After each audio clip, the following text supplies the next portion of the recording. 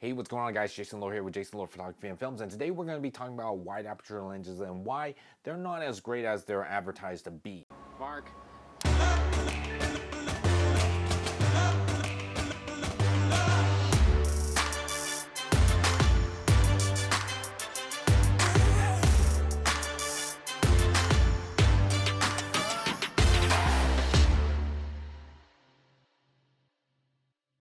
Now, when you hear about wide aperture lenses, you hear two things that are the main deal for this lens. So one is the wide aperture gives you that shallow depth of field to where you can get a lot of those blurry backgrounds for your portrait shots. So that's actually pretty cool. The biggest one is having to have more light come into your lens for low light settings. So that could be for indoors or during the night.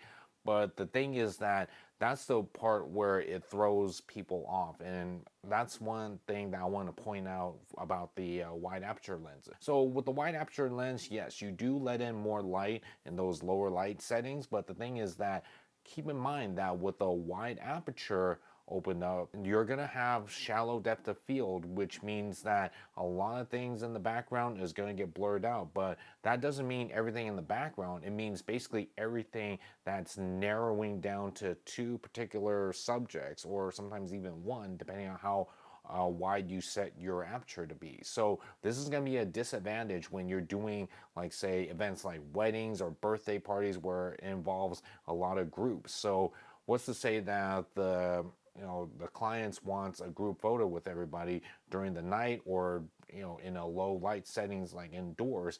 Now you would have to increase your aperture setting to be able to get more people into the photos without blurring them out. But then by doing that, now you end up darkening the image. So the solution for this is going to have to be different light sources. One is external flash, or you can bring your lighting equipment to brighten things up. That's if you have room or the sources to power your lighting equipment.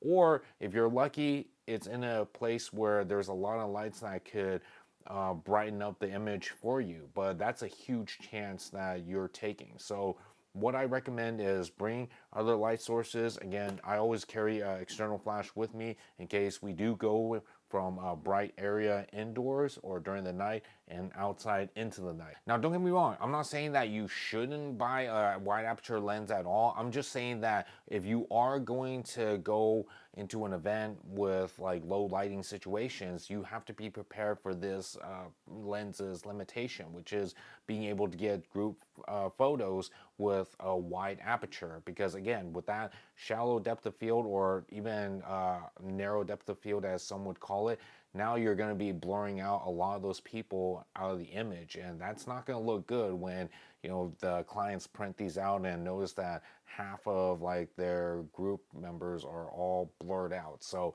that's just something to take into consideration. Easy fix: an external flash or just some lighting equipment would help fix this. All right, guys, if you guys found that tip helpful, let me know in the comments below. And if you guys want to check out more of my work, you can find them on my social media network. And if you guys haven't done so either, definitely click on that subscribe button. That way you guys can get notifications on any events or projects that I'll be involved in. But until then, guys, this is Jason Lohr with Jason Lohr Photography and Films, bringing you art, stories, and entertainment.